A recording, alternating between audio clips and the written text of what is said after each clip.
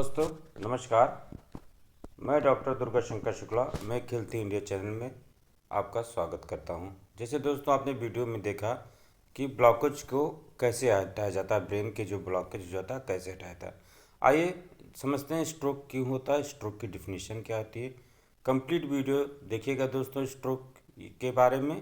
इससे आप अपने घर के, अपने आस पड़ोस के लोगों की जान बचा सकते हैं और उनको पता कर सकते हैं इनको क्या हुआ है।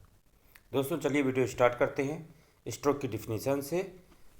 Disturbance in blood supply of brain को स्ट्रोक कहते हैं। अगर स्ट्रोक ब्लड सप्लाई ब्रेन की जो करोटिड आर्टरी से जाती है, अगर उसमें डिस्टरबेंस हो जाता है, ब्लड फ्लो रुक जाता है तो उसको स्ट्रोक कहते हैं। और ब्रेन बहुत इंपॉर्टेंट ऑर्गन होता है जो शरीर के सारे सिस्टम को कंट्रोल करता है। इसमें ज़रा सी भी दिक्कत से पेशेंट को सिम्टम आने लगते हैं। आइए आगे बढ़ते हैं, डिफिनीशन को और क्लियरफाई करते हैं। A stroke is defined as clinical syndrome of rapid onset of several deficit lasting more than 24 hours. अगर ये ब्लॉकेज 24 आवर से ज़्यादा देर हो जाता है तो क्या होता है, leading to death with no apparent cause other than a vascular one, आदमी की मृत्यु भी हो सकती है। ये stroke is a rapid loss of brain function due to disturbance in the blood supply of brain. ये stroke happen when blood flow to a part of brain stop. It is sometimes called a brain attack. इसको brain attack को भी कहते हैं। Brain stroke को कुछ लोग brain attack भी कहा जाता है। आइए जानते हैं स्ट्रोक कितने टाइप के होते हैं। स्ट्रोक दो टाइप के मैंने होते हैं, इस्चेमिक स्ट्रोक होता है और हीमोरेजिक स्ट्रोक होता है। इस्चेमिक स्ट्रोक में भी दो टाइप होते हैं, क्लॉट होता है, थ्रॉम्बस होता है। थ्रॉम्बस क्या होता है, यदि कोई मतलब ब्लड का थक्का कहीं जाके ब्लड सप्लाई को अवरुद्ध करता है उसको थ्रॉम्बस कहते हैं। और कहीं अगर बड़ा थ्रॉम्बस टूट के किसी छोटी पतली आर्टरी को कर देता है उसको क्या कहते हैं, क्लॉट कहते हैं। एम्बोलस कहते हैं उसको, एम्बुलाई कहते हैं, जिसको कहते हैं एम्बुलाई। और हीमोरेजिक स्ट्रोक में सबएक्टिनॉइड होता है और इंट्राक्रेनियल। सबएक्टिनॉइड क्या होता है का, ब्रेन मेनिंजेज और स्कल के बीच में जो अगर हीमोरेज होता है तो सबएक्टिनॉइड कहते हैं। और अगर अंदर कहीं होता है तो इंट्राक्रेनियल हीमोरेज कहते हैं। इसमें क्या होती है, आर्टरी क्या होती है, रप्चर्ड हो जाती है, ब्लीडिंग होने लगती है, इसमें क्लॉट नहीं फंसता है। आइए देखते हैं इसको देखिए चित्र के माध्यम से इस्चेमिक स्ट्रोक को दिखाया गया। ये blood clot blocked blood vessel, देखिए क्लॉट फंस गया और ब्लॉक हो गई आर्टरी या जो भी। हीमोरेजिक स्ट्रोक में क्या है, ये देखिए रप्चर्ड हो गया, ब्रेन में इंट्राक्रेनियल हेमोरेज है जहाँ रप्चर्ड हो गया है। ये देखिए इसमें क्लियर कट दोनों देखिए। इस्चेमिक स्ट्रोक में देखिए क्लॉट काजिंग एम्बुलाई स्ट्रोक, देखिए जो क्लॉट फंस गया एम्बुलाई, जो बड़ा थ्रॉम्बस हुआ छोटे टुकड़े में बढ़ता है उसे क्लॉट या एम्बुलाई कहते हैं। ये देखिए जाके फंस गए, वहाँ की सेल ब्रेन की सेल डेथ होने लगी। और ये देखिए प्लाक या थ्रॉम्बस इतना बड़ा फंसा हुआ जिससे ब्लड की सप्लाई पूरी अवरुद्ध हो जा रही। करोटिड आर्टरी में सब दिखाया गया है, यहाँ ब्रेन के अंदर दिखाया गया। अब हीमोरेजिक स्ट्रोक में देखिए ये देखिए haemorrhagic stroke breast aneurysm causing subarachnoid haemorrhage. Subarachnoid haemorrhage देखिए ये क्रेनियम है और ये मेम्ब्रेन है, उसकी ब्रेन की मेम्ब्रेन, उसके बीच में हेमोरेज है। अब देखिए अंदर का हेमोरेज है तो क्या कहते हैं, इंट्राक्रेनियल हेमोरेज कहते हैं। यहाँ पे चित्र में पूरा क्लियर कट दिखाया गया सारे चारों के इस टाइप के क्या होते हैं। आइए देखते हैं स्ट्रोक का असेसमेंट कैसे करते हैं। क्लिनिकल साइन ऑफ स्ट्रोक, सबसे पहले क्या आता है, वीकनेस होती है, डिफ़िकल्टी इन वॉकिंग होती है, डिफ़िकल्टी विथ बैलेंस होती है, विजन लॉस हो जाता है, स्लर्ड स्पीच हो जाती है, सही से बोल नहीं पाता है, फेशियल ड्रॉप हो जाता है, हेडेक होती है, वोमिटिंग होती है, change in level of consciousness में, उससे कंसियसनेस में चेंज हो जाता है, मतलब कुछ याद उद नहीं रहता है, अटपटा सा बोलचाल भाषा, जो अगर जब आप पूछा जाए, जो कुछ पूछा जाएगा उसका जस्ट मतलब वो सही आंसर नहीं दे पाएगा। आइए देखिए ये इसमें एक सिनेटी प्री हॉस्पिटल स्ट्रोक स्केल में क्या करते हैं। इसमें सबसे पहला सिम्टम देखिए फेशियल ड्रॉप होता है। हैव पेशेंट शो टीथ और स्माइल, कहते हैं इसको पेशेंट को अपना दांत दिखाइए, स्माइल करिए। नॉर्मल देखिए both side of face move equally, अगर मान लो एबनॉर्मल कब होता है, मतलब उसका स्ट्रोक हुआ तो one side of face does not move as well as other side, दोनों फेस एक साथ नहीं मूव करते। अब दूसरा क्या सिम्टम होता है, आर्म ड्रिफ्ट होता है। Patient close I and extend both arm straight out with palm up for 10 second. कहते हैं कि आप आँख को बंद करके दोनों हाथों को स्टैंड कर लीजिए और पाम को ऊपर रखिए 10 सेकेंड के लिए। नॉर्मल में देखिए क्या होता है, both are move are the same और both arm do not move at all. अगर एबनॉर्मल होता both arm does not move और one arm drift down compare with the other, दूसरा आर्म ड्रिफ्ट कर जाता है पहले की तुलना में पीछे। अब क्या कहता है फिर तीसरा सिम्टम अगर एबनॉर्मल स्पीच होती है, have the patient say you can not teach an old dog a new trick. Normal क्या था, patient uses correct word with no slurring, और एबनॉर्मल क्या था, patient slur words uses the wrong words and inside unable to speak, patient बोल नहीं पाता है। If any one of these three sign in abnormal the probability of the stroke is 72%। अगर तीनों symptom मिलते हैं, क्या क्या फेशियल ड्रूप मिलता है, आर्म ड्रिफ्ट मिलता है, एबनॉर्मल स्पीच मिलती है, तो 72% स्ट्रोक के चांसेस रहते हैं। आइए आगे बढ़ते हैं वीडियो में।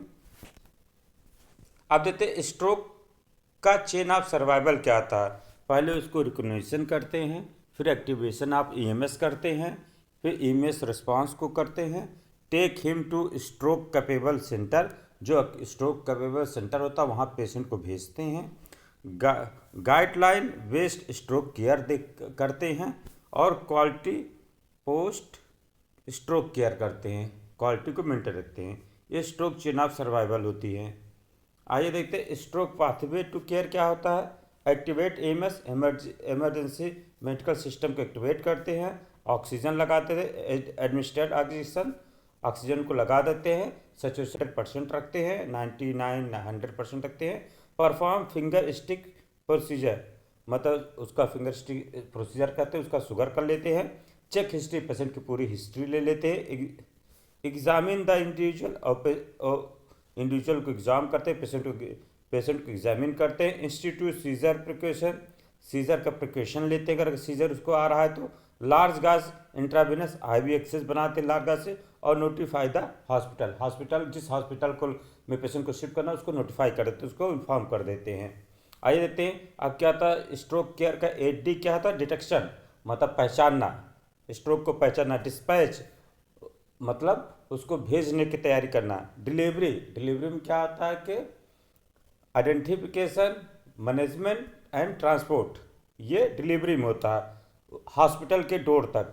डाटा, पेशेंट की पूरी हिस्ट्री लेना, पेशेंट की क्लिनिकल साइन देखना, सब कुछ डाटा में आता है। डिसीजन मतलब ट्रीटमेंट का डिसीजन लेना, तुरंत निर्णय लेना कौन सा ट्रीटमेंट देना, और ड्रग का निर्णय लेना कौन सा निर्णय लेना, और डिस्पोजिशन उस पेशेंट की पूरी केयर करना। 8D होता है इसका, 8D के 4 फॉर्म होते हैं। इसी तरह के स्ट्रोक का ट्रीटमेंट किया जाता है। आइए देखते हैं स्ट्रोक में क्या करते हैं। CT स्कैन क्या क्या 10 मिनट ऑफ अराइवल, जैसे पेशेंट हॉस्पिटल में आता है तो 10 मिनट के अंदर CT करा लेते हैं।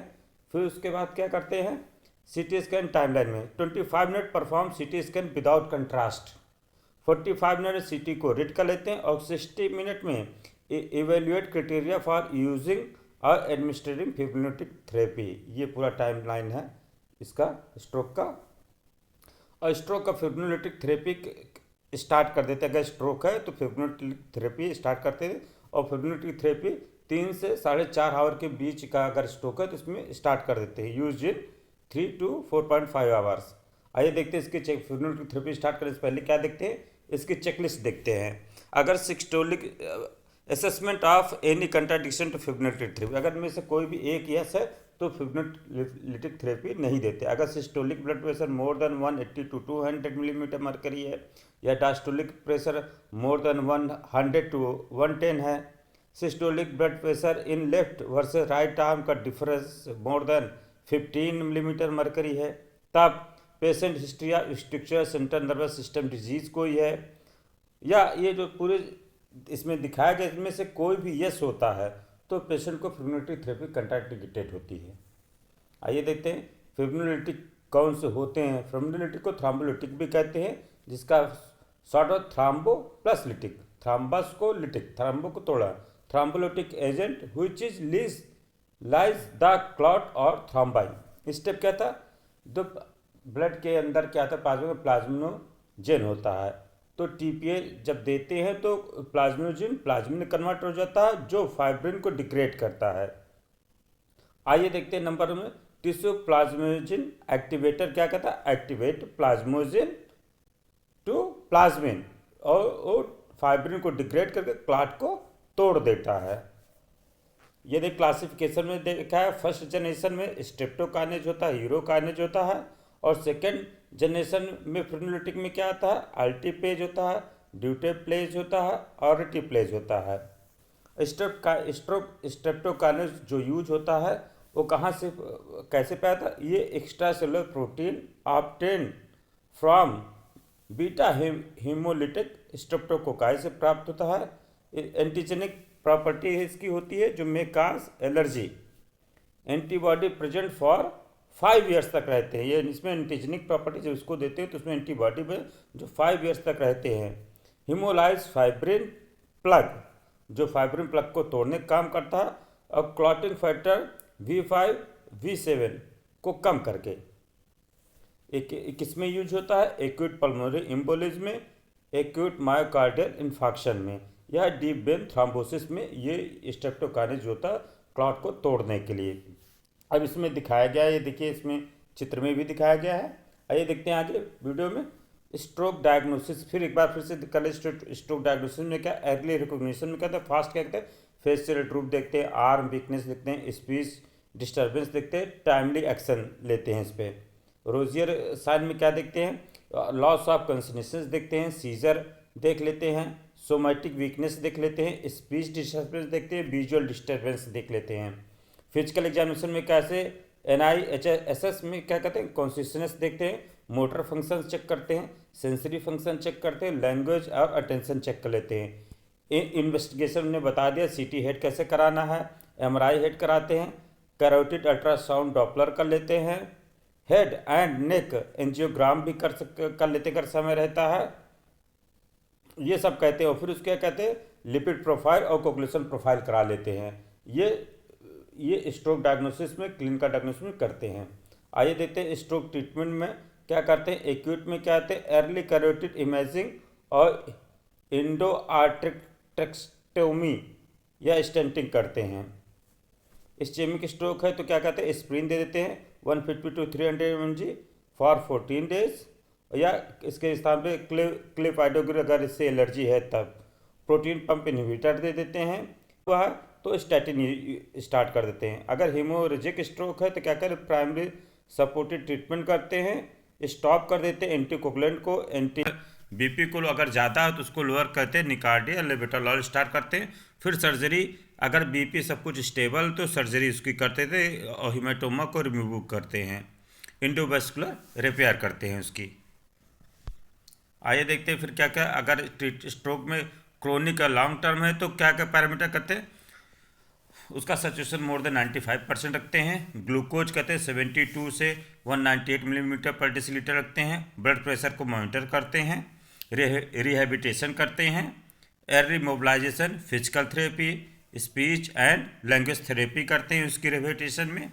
फिर टेम्परेचर का प्रॉपर मेंटेन रखते हैं कि टेम्परेचर सही रहे, हाइड्रेशन एंड न्यूट्रिशन को मेंटेन रखते हैं, जिसे सोलिंग का असेसमेंट करते रहते हैं। Stroke treatment time in brain का क्रोनिक लॉन्ग टर्म प्रिवेंशन में क्या करते हैं,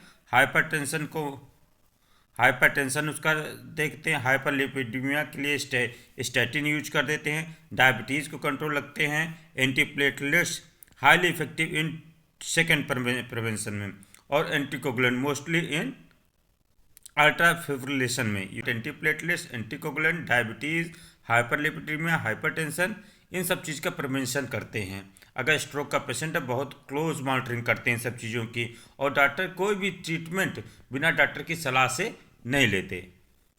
आइए देखते ये स्ट्रोक का वो है गाइडलाइन है, जो एच गाइडलाइन होती है कैसे करते हैं। सबसे पहले क्या करते हैं, जब अगर किसी पेशेंट को स्ट्रोक होता है तो आइडेंटिफाई साइन एंड सिम्टम और possible stroke, activate emergency response. फिर उसके बाद कहते हैं क्रिटिकल एमएस असेसमेंट में क्या एक्शन क्या करते हैं, एबीसी एयरवे ब्रीथिंग सर्कुलेशन को और असेसमेंट करते हैं, फिर ऑक्सीजन उसको लगाते हैं।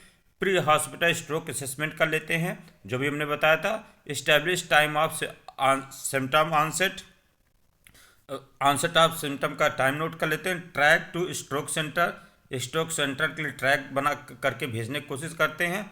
अलर्ट हॉस्पिटल और चेक ग्लूकोज, ग्लूकोज को चेक करते हैं। लेस देन 10 मिनट में क्या करते हैं, सिम्टम 10 मिनट के अंदर क्या कर immediate general assessment stabilisation, SS ABC vital sign, oxygen, IV access, lab assessment, check glucose, activate stroke team, neurologic screening, emergent CT scan, MRI of brain, obtain 12 lead ECG.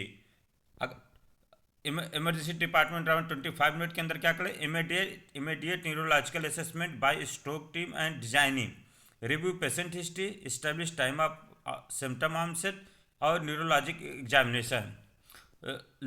और 40 minute के अंदर में क्या कर लेते हैं, सीटी स्कैन करा के उसको रीड करते हैं। अगर मान लो स्ट्रोक हिमोरेजिक नहीं है, सिर्फ स्ट्रोक है, तो क्या कहते हैं पॉसिबल इस्केमिक स्ट्रोक है तो क्या करेंगे, फिब्रिनोलिटिक थेरेपी के लिए करेंगे, फिब्रिनोलिटिक एक्सक्लूजन देख लेते हैं और रिपीट न्यूरो एग्जाम फिर से करते हैं। अगर patient a candidate for fibrinolytic, अगर पेशेंट कैंडिडेट है फिब्रिनोलिटिक का तो उसको fibrinolytic therapy they. Review risk with family, उसके रिस्क को रिव्यू करते हैं और 60 मिनट के अंदर गिव आरटीपीए स्टार्ट कर देते हैं। नो एंटीकोगुलेंट और antiplatelet drug treatment for 24 hours, 24 hour तक एंटीकोगुलेंट एंटीप्लेटलेट ड्रग नहीं देते हैं। ईडी अराइवल 3 आवर्स, जब 3 आवर्स होता है begin post RTPA stroke pathway, begin post RTPA stroke pathway, monitor BP and neurologic changes, emergent admission to stroke unit और ICU. अब देते अगर मान लीजिए चेक करते 45 मिनट के अंदर, अगर मान लो patient candidate for fibrinolytic therapy नहीं है तब तो उसको क्या करते एस्प्रिन दे, एडमिनिस्टर एस्प्रिन और बिगिन स्ट्रोक और haemorrhagic pathway, admit to stroke unit और आईसीयू।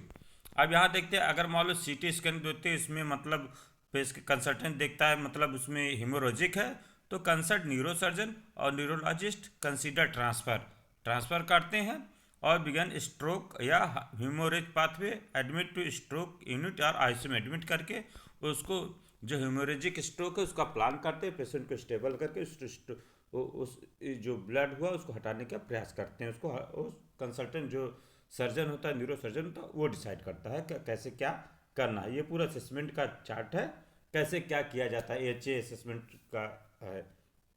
आइए देखते हैं कि स्ट्रोक के ट्रीटमेंट में फिर से रिवाइज करते हैं क्या क्या करते हैं ट्रीटमेंट में। मेडिसिन एज एडवाइस, जब स्ट्रोक होता है जो मेडिसिन डॉक्टर एडवाइज करता है उसको प्रॉपर वे में लेते हैं।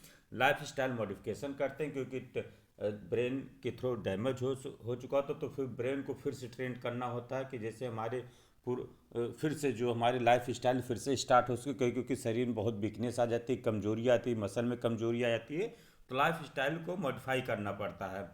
जैसे जैसे बताया जाता है जैसे वैसे वैसे किया जाता है, अपने आप को फिर से नॉर्मल वे में लाने की कोशिश की जाती है। डाइट मॉडिफिकेशन किया जाता है, जैसे डाइटिशियन डाइट को एडवाइज करे वो डाइट लेनी चाहिए क्योंकि बहुत सारी चीज़ें इसमें स्ट्रोक में इन्वॉल्व होती हैं, जैसे डायबिटीज़ हुआ, हाइपरटेंशन हुआ या लिपिडेमिया मतलब लिपिड प्रोफाइल डिस्टर्बेंस है, तो ये सब चीज़ों का डाइटिशियन के अकॉर्डिंग डाइट लेनी चाहिए।